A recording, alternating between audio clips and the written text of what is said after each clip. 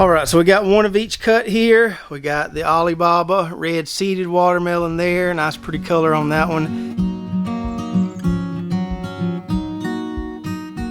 What's up, Lazy Dog fam? Hope everybody out there is having a wonderful day. Got a beautiful day out here to work in the garden. We need to start getting some of our fall pumpkins planted, and we're going to kind of put a bow on the spring / early summer watermelon season, harvest the rest of our melons, talk to you about the 3 different varieties we grew and which ones we like best, which ones we kind of just, liked a little bit. So, going to conclude the watermelon season, but before we get into any of that, let me tell you a little story. So in our last video, we took a little trip over to Thibodaux, Louisiana to see Cajun Bee and his fig orchard and his gardens and all that good stuff. Had a great time over there. And so that was last Friday. That was a week ago. And so when I'm making these videos, I try to stay a week ahead. So when I'm making a particular video or a particular video airs, I usually have 2 to 3 videos already shot or already filmed when a particular video airs. So I'm always a week ahead, and I do that for the exact reason of what happened to me this past week.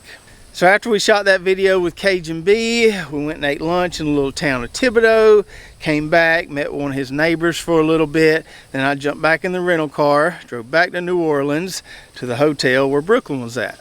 And so as I was walking from the car rental place back to the hotel in New Orleans, I started feeling really, really bad. Started feeling just this pain and cramping and aching right here, the top of my stomach. And I was thinking, man, I don't know what this is. Maybe I ate too many figs. I probably ate 30 or 40 figs or so as we was walking around with Cajun Bee, and he was showing me all these different varieties. It just felt like I just had an obstruction up here, and I was like, maybe I overdid it on the figs. Maybe I ate too many. And so we weren't supposed to leave New Orleans till that next morning, so we still had one more night there. We were going to go out to eat and walk around a little bit, but I just couldn't do it. That whole night, I was just cramping, I was vomiting, I felt terrible. I felt like I wasn't going to make it a couple times there. I really didn't want to go to the ER in downtown New Orleans there. The next morning I did a little telehealth call on my phone. Was able to get some nausea medicine that made things a little better. It was a pretty rough day of travel that next day, that Saturday, flying back to Atlanta, and then Brooklyn had to drive home, which is about 3 hours from Atlanta to here. Got back here, I still felt rough for the next day. And so I didn't really know what was going on. This was something I'd never really experienced before. I was thinking, man, maybe I've got diverticulitis or something. I was coming up with all these theories of what was happening there, but I just had these abdominal cramps that wouldn't go away, and they'd come in surges and just put you down on your knees.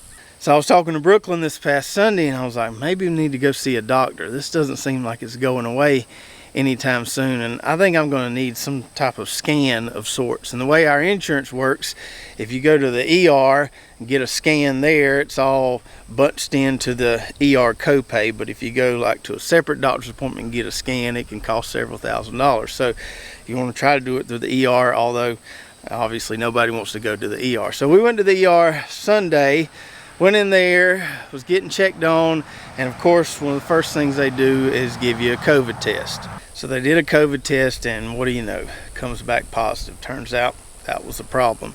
It was a little shocking to me because I had some other variant of COVID earlier in the year in mid-January or so, and it didn't feel anything like this felt. I guess the different variants are causing different issues, and this particular Omicron variant tends to cause more stomach issues than respiratory issues like the other variants. But either way, that meant I couldn't really do anything for a week. 1, because couldn't go anywhere. 2, because I was just in so much pain and having to lay in the bed a good bit of the day. So they gave me some medicine for the abdominal pain at the ER there, and I called Cajun Bee, told them, what happened.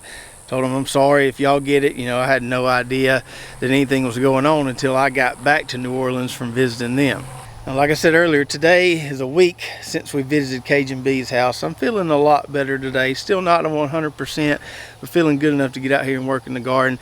I dabbled in the garden a little bit yesterday afternoon and the afternoon before that, but I couldn't really hold out for very long. About an hour or so was all I could tolerate. Feeling better now, feeling like we can get out here and really knock some stuff out and try to get caught up. So it's been a pretty rough week to say the least, and that's why I always try to have videos done a week in advance in case something like this happens where I just don't feel like doing anything. It's kind of my insurance policy, and I always have those videos kind of banked up a week in advance. Now I'm a little bit behind, but we'll get caught up in the next week or so. And thankfully Brooklyn nor the boys have gotten it. It's kind of hard to quarantine and separate yourself when you live in a 1,400 square foot house with a wife, you know, 2 kids. There's 4 of us in there, so it's hard to separate yourself completely, but I did my best to kind of stay away from them, make sure they wouldn't get it as well. Alright, so now that we've kind of explained how we got here from the last video, it's time to get some stuff done. Let's start out by planting some pumpkins. So last time we were out here in the Lazy Dog Farm Gardens, we ended up pulling up some of these T-posts that we had, or that we were using for our determinate tomatoes, but we still had quite the mess in this plot right here and had a lot of work to do to get it cleaned up and ready for planting fall pumpkins. And so this is basically the only gardening work I've done all week, the only thing I've really felt like doing. Brooklyn came out here one day, helped me with some cleanup there, getting some old plants out of here, and then I came out here an hour one day, did a little weeding, came out here about an hour yesterday, did a little more weeding, and we got it in pretty good shape, a lot better shape than it was in. And so as you can probably tell, I did end up ditching that row of basil that was on the end there. It was just kind of looking rough with all that rain.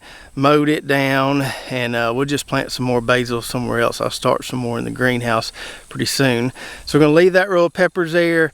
I'm gonna plant a row of pumpkins on this side of the peppers, plant another row on that side of the peppers over there. I did come in here and pull up all the drip lines on this side except one. Left that one row of drip tape there that's sitting under where our determinate tomatoes was. Not going to pull it up, just going to leave it right there in place. And then same thing over here. I pulled up a couple drip lines, but I left one drip line. We can plant our pumpkins. It's really all the room we have in this plot here. It's just for one row of pumpkins there, one row of pumpkins there, because they're going to spread and sprawl a lot. Alright, so I just went and grabbed our flat of pumpkin plants out of the greenhouse. We got 3 different varieties in this tray. A lot of polar bear, got some cargo, and then the warty goblin on the end. We're not going to plant all 3 varieties today, just going to plant one of these varieties.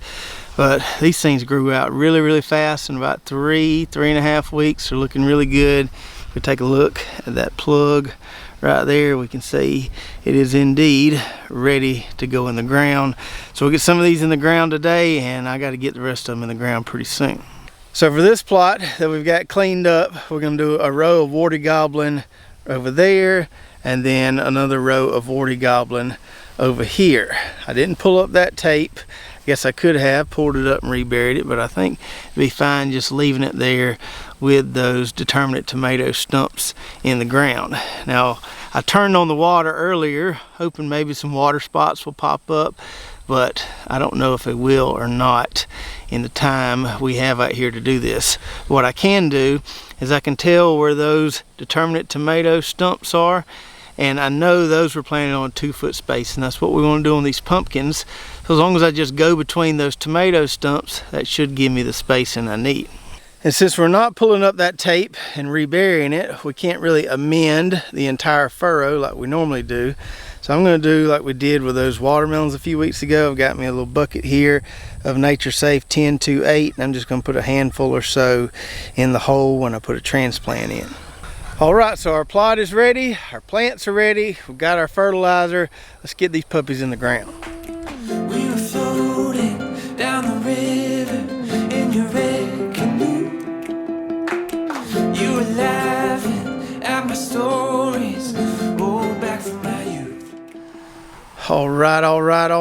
That worked out just perfect. I had about 30 or so of those warty goblin transplants, and that's how many I needed to get this row and then that row over there planted, putting these plants 2 foot apart, and it should give us a decent amount of pumpkins here in this little plot. Now, I mentioned to you when we started these seeds in the greenhouse that because these are ornamental pumpkins, we're not going to be eating them. We're not going to be as strict as far as staying organic with our insect and disease program. So kind of the two things where we don't stay strictly organic would be the field peas, because organic methods just don't work on that pea weevil, and then these ornamental pumpkins. Now on our field peas, I sprayed this on them this year and it didn't really seem to do a whole lot. And I was wondering why, until one of our viewers, Mark, let me know that this stuff right here, this name 7, was recently bought by a company called Garden Tech, and they changed the active ingredient in this stuff. It used to be carbaryl. So the 7 I used last year on field peas successfully had carbaryl in it. This new stuff has zeta cypermethrin, which from my experiences doesn't work near as good as the old 7 with the carbaryl in it. So I'm probably not going to be using much more of this stuff right here. But what I am going to be using is this stuff right here, this Bonide fruit tree spray. And you can find this stuff just about anywhere, any big box store. You can also find it on Amazon. I'll put a link below. But this stuff works pretty good. It's not organic, obviously. I do use this on my fig trees as a dormant spray. So in the spring, before the figs start putting on buds and new leaves, I'll spray the wood with this stuff right here, and it really helps the trees, helps to keep them from getting rust so bad when it does get hot and humid in the summer. So this is something I use on my fig trees. You don't want to spray this on any fruit trees that have fruit on them, but it's a good spray to spray at the beginning of the season before they start putting on a bunch of leaves and stuff. Not only does it work on fruit trees, it will work on pumpkins as well. This has a fungicide and an insecticide in it. It has the carbaryl in it, which we need sometimes around here to really knock something back. And it's got some good fungicides in it as well. I think this is going to work really good for our ornamental pumpkins this year. All right, so one variety of pumpkins down, 2 more varieties to go. Hopefully I can get those planted in the next few days. But now let's have a little watermelon fun. So our spring / early summer watermelon patch is kind of nearing the end of its road. Starting to look a little rough out there, starting to look a little bare. Well, we've done pretty good in this little 30 by 35 plot. Now, considering how slow this plot was to get going, we had to replace a lot of transplants. They didn't really look strong and healthy in the beginning, but they took off later. Considering how slow it was to get started, we actually did pretty good here. I think by the time we harvest the rest of these melons out of here, we'll have gotten at least 50 fruits out of this 1,000 square foot plot.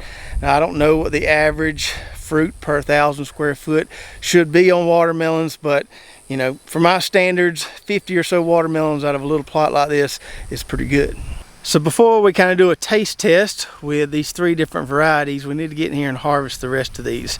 You can see there we've got some Alibaba melons that we need to get out of here. Some of those are kind of funky shaped, but they should still taste all right.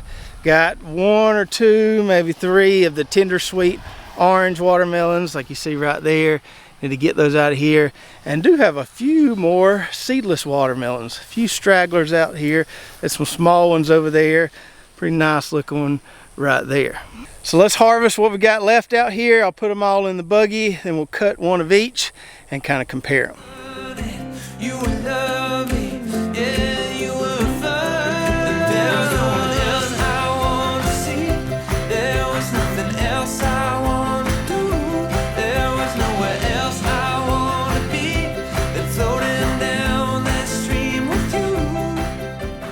All right, so that's the last harvest from this particular watermelon patch. And I didn't count them as I picked them, but I think we got somewhere between 15 and 20 watermelons there in the back of that buggy. And this is the 4th time I've filled up the buggy like this. So 4 buggy fulls plus a lot of onesies and twosies, just picking, you know, 1 or 2 melons at the time. We probably got way more than 50 out of this plot here. That number may be closer to 80 melons or so, which is really, really good in my opinion. So we can see all 3 different varieties here. These light color ones, those are the Alibabas. Some of those are round, some of them are really elongated like that one. Lots of different size variation with those. And we got the tender sweet orange, which are the dark green ones there. Some of those look normal, some of them look kind of funky shaped. All of them seem to be a little bit different. And then we've got the orange crisp seedless watermelons here. Some of these are smaller, but they're all fairly uniform and round. A lot more consistency with the hybrid variety here than we get with some of those open pollinated watermelon varieties. So let me go get these in the shade. We'll put them underneath the carport there. Then I'll cut one of each and I'll tell you which ones I like the best. All right, so we got one of each cut here. We got the Alibaba red seeded watermelon there. Nice pretty color on that one. Then we got the tender sweet orange seeded watermelon here. Now you may be thinking, looking at that one, Trav, that one ain't ripe. And I'll agree that it doesn't look ripe, but they all look like this. Every single one I'm cut, no matter how long I leave it out there, they all kind of look like this. And then lastly, we have our orange crisp here. And these are supposed to be seedless. Most of them don't have hardly any seeds, maybe one or two. This one's got more than just a few. Not sure what happened there, but got a good little heart in it, and it's perfectly ripe and tastes pretty good. All right, so now let's grade these a little bit, and we'll start out with my favorite here, which is the orange crisp seedless. Now this one is my favorite, not just because it's seedless, but because to me it has the best flavor and is the sweetest of the three varieties we grew. Still not sure why this one has so many seeds in it, but it tastes just like all the others we've cut. Just really sweet, really tasty. I'd highly recommend this variety if you're into growing seedless watermelons. Really good consistency from this variety. That's another thing I really like about it. We did get some, personal size melons, some a little bit bigger, but they're all fairly uniformly round. They seem to ripen really good. I wait till the tendril dries and put them underneath the carport for a few days, and they end up usually always being pretty perfect like this one.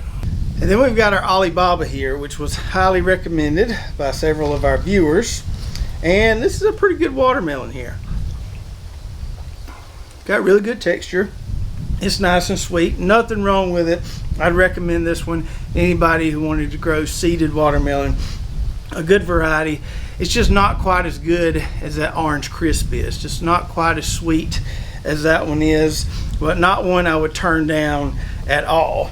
Now, one thing with this one is the size and the shape of the fruits is all over the board. Some of them are more round, some of them are elongated, and a lot of in between there. So not really a good watermelon if you're going to sell watermelons. Some of them are pretty ugly, and I don't know that people will be wanting to grab one of those and take it home, one of those funky shaped ones.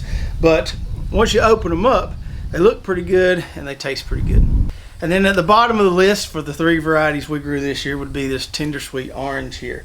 I really don't know why. All of them just don't seem to really have any flavor. Doesn't matter how long I leave them out there, how ripe I let them get. I've cut a bunch of them and they all seem to be kind of underwhelming. I don't know if it's something I did or if this is just a variety thing or what. Now, we use these as a pollinizer for the orange crisp, and they work really well for that. So the plants grew well. They put out plenty of male flowers to help, pollinate those seedless watermelons, and gave us a lot of seedless watermelons. So it's a good pollinizer. It's just not that great of a watermelon to grow to eat. So I probably won't grow this one again, even though it worked good as a pollinizer. I'm probably going to pick a pollinizer that hopefully tastes a little better than this one does. So now let's talk about a few things we learned from our watermelon plot this year. Something we did last year, we did it again this year, was succession planting the watermelon. So not planting all the rows in the plot at the same time. Plant one row, as early as we can in the spring, wait a few weeks, plant another row or two, wait a few more weeks or maybe even a month, plant another row or two. When we succession plant like that, it extends our harvest window. We don't have to harvest them all at one time. It works really well for us. So if you're planning a big plot for watermelons, maybe try staggering the plantings and it will extend your harvest window a little bit. Now the other thing I've learned is that I just like these hybrid watermelons a lot better than some of these old-timey heirloom or open pollinated varieties. I know that's not a popular opinion with everyone, but in my opinion, these newer hybrid varieties just perform a lot better and taste better. Now, I could be proven wrong with that. We got to see what happens with that Bradford watermelon that we have growing in our other plot for fall. If that one just knocks my socks off, I may change my mind a little bit. But right now, I'm sold on the hybrid watermelons, the performance of them, the plant vigor, the consistency and size, and the really good flavor, especially with these seedless ones.